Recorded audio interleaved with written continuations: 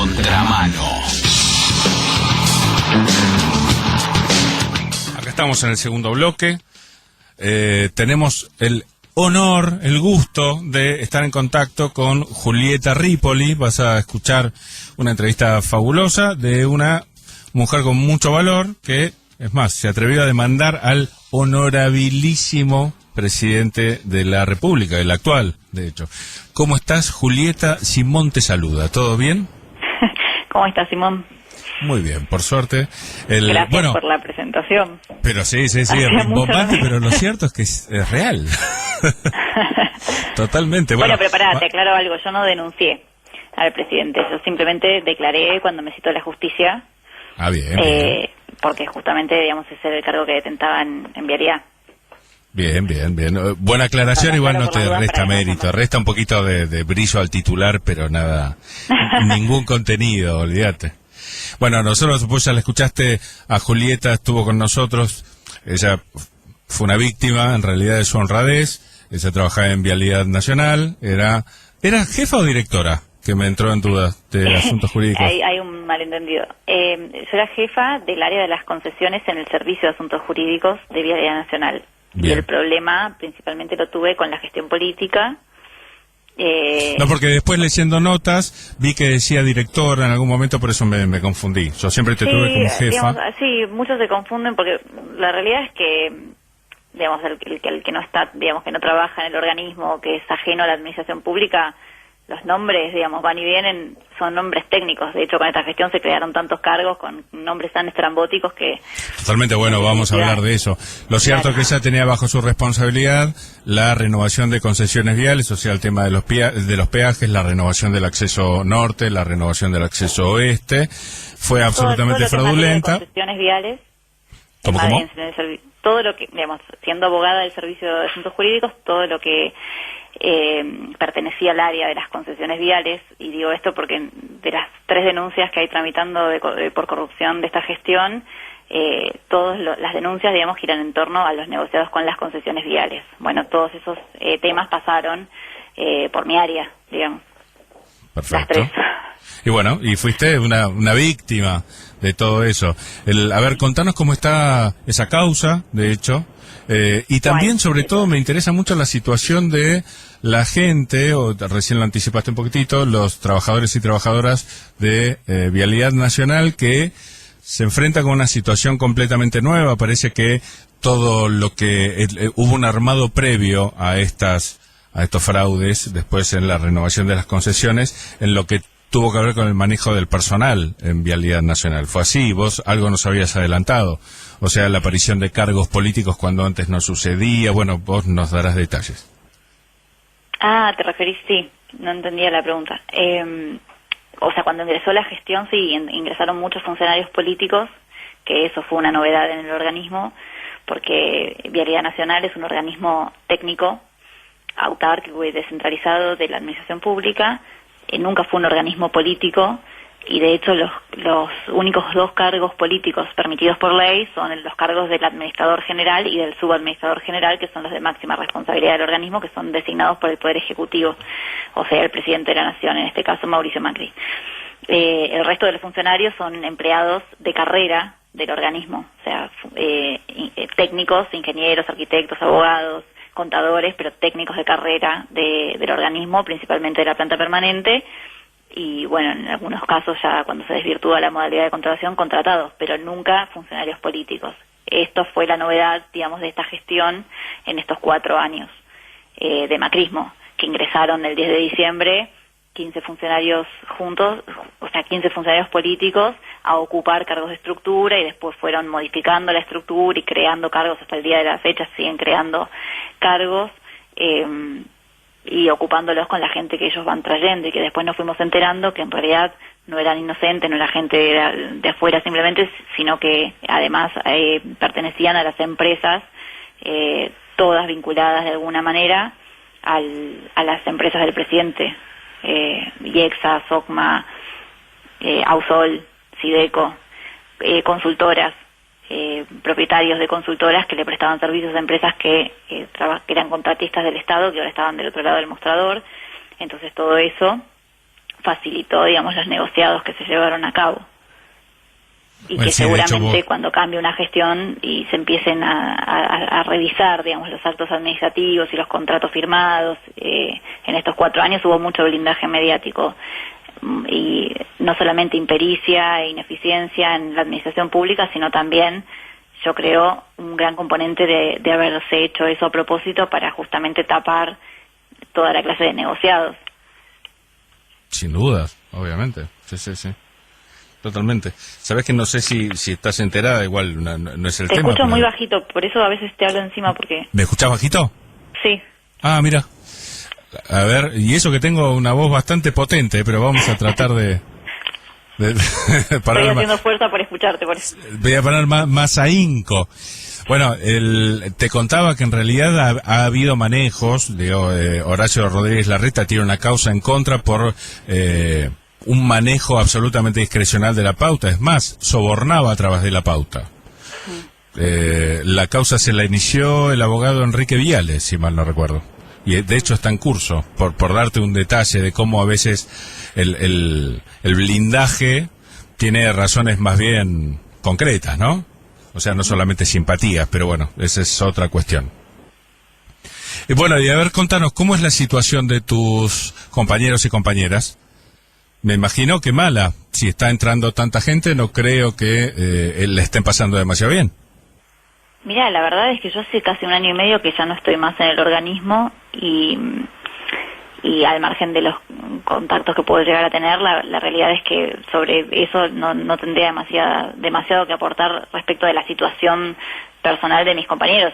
Sí te puedo decir que durante estos 4 años, internamente dentro del organismo, se vivió una situación de un estado de terror donde, digamos, permanentemente se estaba amenazando con despedir o rescindir contratos o hacer como una limpieza, digamos, del personal, y eso generó que los desayunos con Iguacel, todo esto para que la gente vendiera a los compañeros y se generara todo un estado de discordia interno que fue bastante desagradable. En ese sentido, por suerte, hace 1 año y medio que no estoy en contacto con esa realidad. O sea, tengo otra realidad, pues bueno, tiene que ver con mi situación personal, pero sí se vivió una situación que yo denomino como de terror dentro del organismo por el grado de persecución y la animosidad con la que los funcionarios políticos ingresaron el 10 de diciembre de 2015 y continúan hasta el día de la fecha. Lo que pasa que, bueno, ya hoy por hoy la situación es otra después del resultado de las PASO y las expectativas respecto de las elecciones y de un cambio de gestión donde se respira un aire fresco. Eso es por lo menos mi percepción.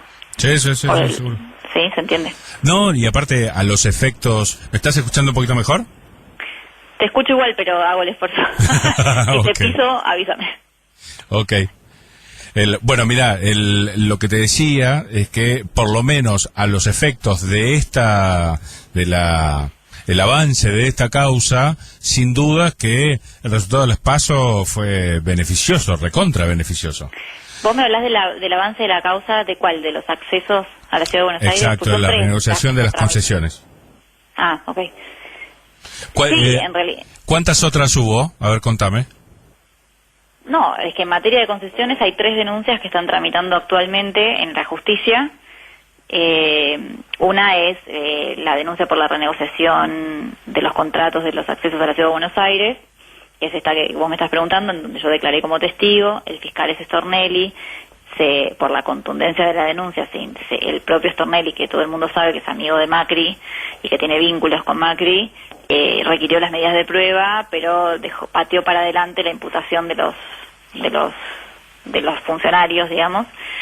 Esta para mí, como abogada, para mí esta es la causa más grave de corrupción del macrismo en la gestión de Iguacel en Vialidad Nacional, en materia de obra pública y de concesión de obra pública, y después están la prórroga ilegal de los contratos de concesión de los corredores viales, que estuvieron durante 1 año y ahí siguen hasta el día de la fecha sin licitación, sin marco contractual, y se sigue pagando el peaje, los usuarios que transitan siguen pagando el peaje. Son contratos cuya prórroga fue ilegal porque no tenían base contractual ni base legal. Había un decreto que ordenaba del propio Macri, que ordenaba confeccionar la documentación para llamar a la licitación, que no se respetó, y no se respetó adrede por parte de Iguacel para esperar la sanción de la ley de PPP para poder adjudicar esos contratos nuevos por PPP, que hoy por hoy, que así fue, finalmente se adjudicaron por PPP, y son contratos que están al día de hoy la mayoría paralizados, excepto 2 del resto de los contratos, que son 6, están paralizados, no se pudieron ejecutar, y las PPP y la ley particularmente de PPP es un negocio estrictamente financiero para las empresas, en detrimento del Estado, donde el Estado renuncia a ciertas prerrogativas que tiene como poder público, digamos, que contrata, y ese poder exorbitante característico del Estado y la administración pública al contratar es renuncia, o sea, se renuncia, digamos, en la ley de las PPP. Bueno, ahí eso se va a tener que rever, yo supongo, en un futuro próximo. Pero bueno, lo cierto es que actualmente esos contratos están vigentes y generan responsabilidades. El Estado invirtió mucha plata, muchos millones, en armar toda la estructura de las PPP. Administrativamente me refiero a secretarías, subsecretarías, con esto de que en su momento los ministerios pasaron a ser secretarías porque no había plata, y entonces una cuestión de reducción. Bueno, la doble vara, el Estado gastó fortuna en crear una estructura que todos pagamos con nuestros impuestos, para que después no se termine haciendo nada. Y son contratos que eventualmente van a implicar la responsabilidad del Estado, porque el Estado las adjudicó. Entonces, bueno, todo eso se va a tener que rever en una próxima gestión, a mi entender. Esa es la otra denuncia que está tramitando, y por la que sí fueron imputados Macri, Dietrich e Iguacel. Y después la otra que está también tramitando... ¿Y en la primera no fueron imputados? En la primera, como el fiscal es Stornelli, es el que requirió las medidas de prueba, la causa avanza. De hecho, ayer salió una nota que el CIADI respondió un oficio diciendo cómo en un mes se había cerrado el acuerdo en esta simulación de la demanda ante el CIADI, que no estaban dadas las condiciones, y el CIADI informó cómo en menos de un mes las partes habían informado que pese a haber fijado la audiencia el CIADI había fijado una fecha de audiencia para tratar el planteo defensivo de la Argentina, en donde le había dado la razón a la Argentina, y había fijado una audiencia para que las partes se sentaran a negociar y ofrecieran cada una sus pruebas, bueno, etcétera, y las partes le informaban al CIADI en menos de un mes que habían llegado a un acuerdo. O sea, fue toda una pantomima, fue toda una puesta en escena, y esto es lo que, digamos, está tramitando en la denuncia. Pero, ¿qué pasa?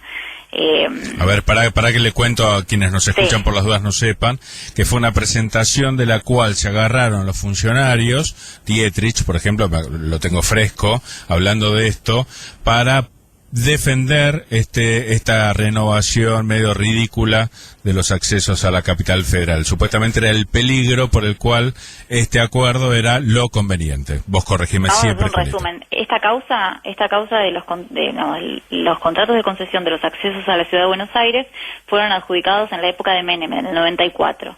Eran contratos larguísimos, que yo en ese momento me acuerdo que yo era chica, pero se debatía sobre si podían ser tan largos los contratos de concesión, que se hipotecaba, bueno, etcétera. Bueno, esos contratos se adjudicaron en el 94. Todo lo que era la concesión de los accesos a la ciudad de Buenos Aires, el acceso norte, oeste, Richeri, y el acceso sur, y después solamente quedaron los 3 accesos, norte, oeste y Richeri. Esta denuncia que se está tramitando actualmente en la justicia tiene que ver con la renegociación de 2 contratos de concesiones de los accesos a la ciudad de Buenos Aires, que son el acceso norte de Ausol, de Sideco Americana, y el de GCO, que es el del Grupo Concesionario del Oeste, o sea, el acceso oeste. Pero que están los dos vinculados por la misma empresa española Vertis, que es la socia de Sideco Americana, etcétera. Estos contratos ya estaban próximos a vencer, o sea, ese contrato que se había adjudicado en el 94 estaba próximo a vencer. Uno vencía en el 2018, o sea, el año pasado, o sea, el mismo año en que se renegociaron los contratos sin licitación, y el otro, el de Ausol, vencía en el 2020, o sea, el año que viene. Próximos a vencer, cambia el gobierno, asume Macri, uno de los socios de uno de esos contratos de concesión, y lo que hace es facilitar la renegociación integral, la excusa, entre comillas, de esos contratos para que las mismas empresas permanecieran en la ejecución de los contratos por 12 años más, 10 años más, sin llamado a licitación. Les reconoció un monto exorbitante de $500 millones en forma expresa, que en realidad no fueron solo $500 millones, sino que fueron casi 1.000, porque se le adjudicaron nuevas obras que también se tendrían que haber llamado a licitación para ejecutarlas, y se incorporaron en el marco de esta renegociación. Además se consideraron como obras nuevas, obras que ya tendrían que estar ejecutadas hacía rato y que las empresas venían incumpliendo. con motivo de la excusa que ponían, digamos, con el problema que hubo en el 2001 con la salida de la convertibilidad. Bueno, esto es lo que pasó con esos contratos.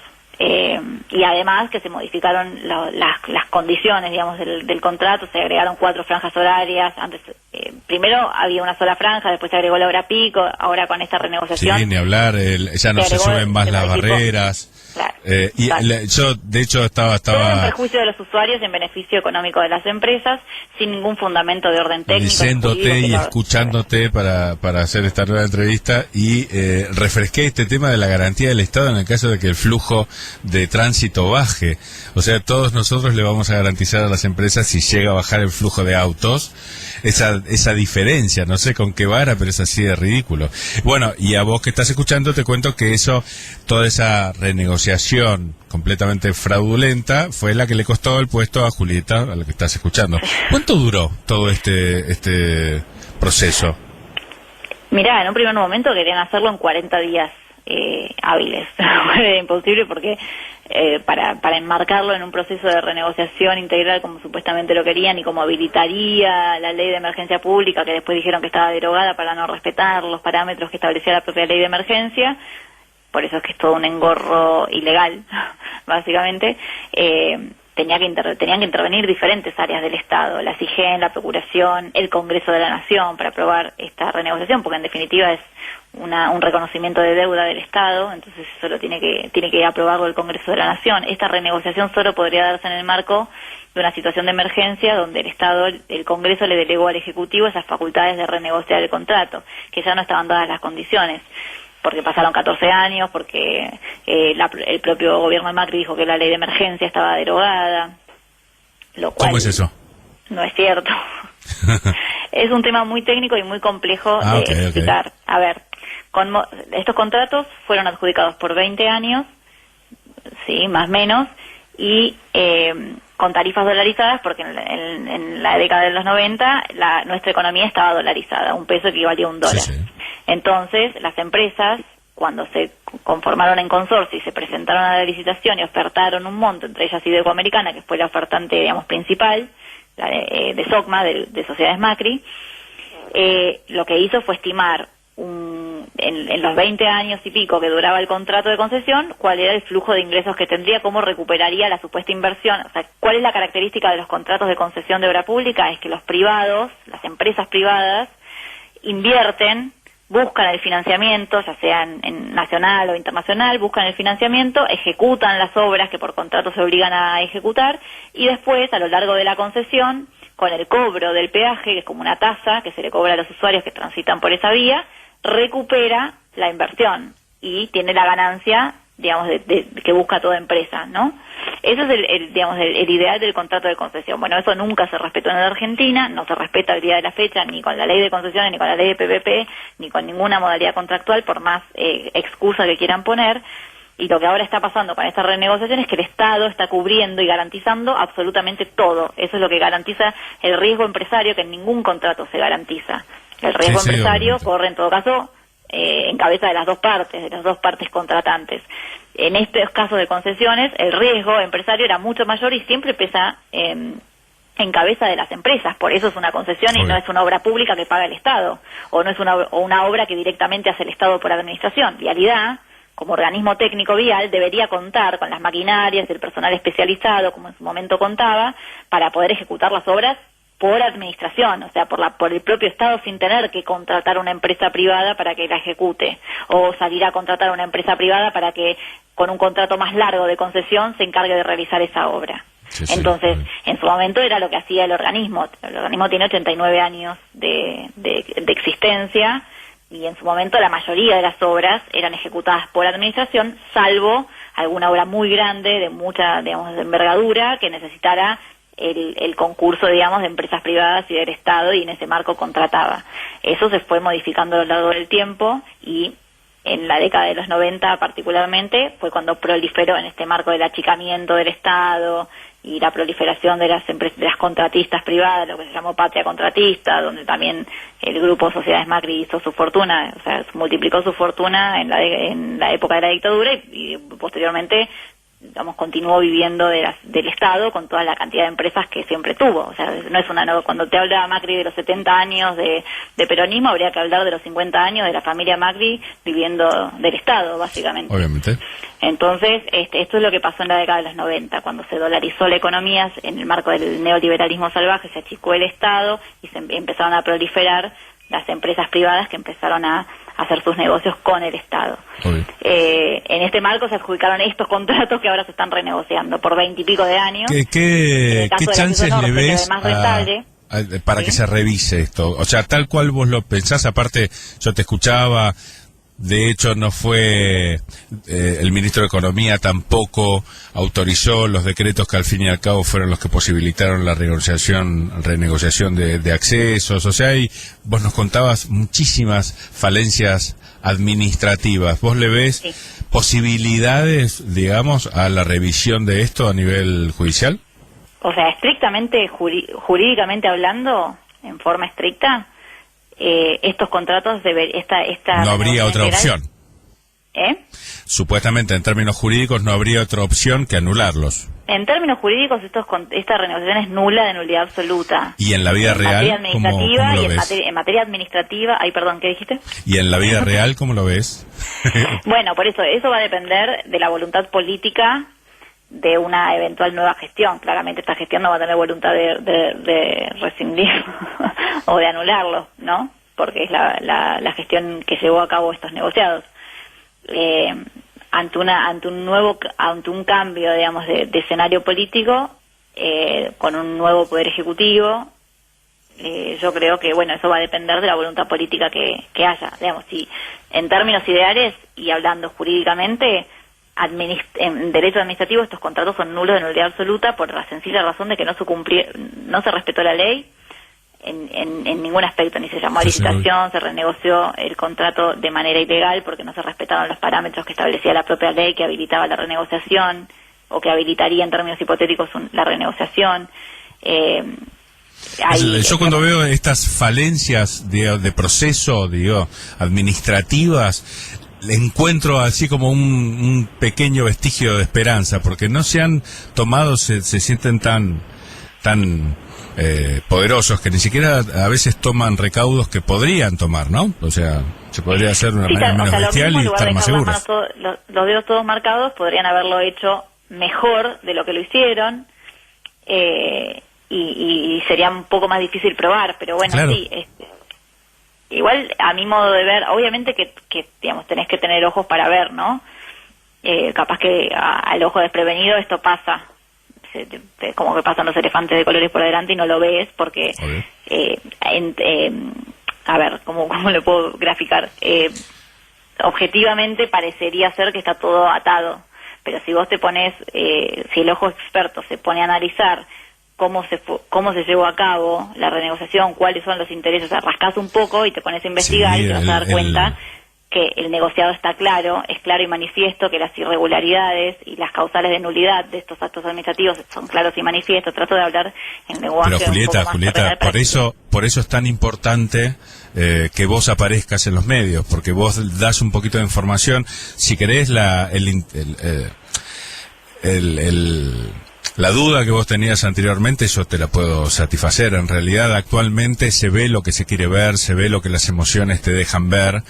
Por eso es súper importante rascar, meternos en tema, saber exactamente cómo fueron los procesos, más allá de las simpatías. Hoy ese proceso de conocimiento no se lleva a cabo en general y el famoso hablemos sin saber, ¿no? Y claro, bueno, pero eso pasa en defendamos a nuestros áreas. Líderes, no importa lo que pase. Tal cual. Y si nos molesta como ciudadanos argentinos la corrupción, esto es corrupción. Sí, entonces totalmente. Nos tiene que molestar con la misma vara. Tenemos que aprender a medir como sociedad para evitar que siga, nos están robando básicamente. Absolutamente. Si a nosotros no nos molesta, ¿a quién le va a molestar? Absolutamente, sí, aprender a combatir la corrupción más allá de quien cometa el acto. Es así, claro. Cuando estemos absolutamente en línea con eso, va a empezar a disminuir un poquito. Por lo pronto, ya que estamos al límite de la finalización del programa, te volvemos a agradecer no solamente la charla, sino tu participación, obviamente. Bueno, muchas gracias. Es un gran placer y ojalá tengas todo el éxito del mundo, porque obviamente será nuestro también. Ojalá que haya un cambio Sí, ni hablar, en estas próximas elecciones. Bueno, te mando un beso gracias. grande y seguimos en contacto. Saludos, chao, chao. Chao, hasta luego. Acabamos de hablar con Julita Ripoli, quien en realidad denuncia en los medios unos cuantos fraudes de parte de varias personas muy poderosas de este gobierno, incluido el excelentísimo y honorabilísimo presidente de la Nación. Te voy a decir algo importante. Es importante. Primordial, muy necesario. Escuchá a Contramano. Es importante. Hablamos de cosas re importantes. A Contramano.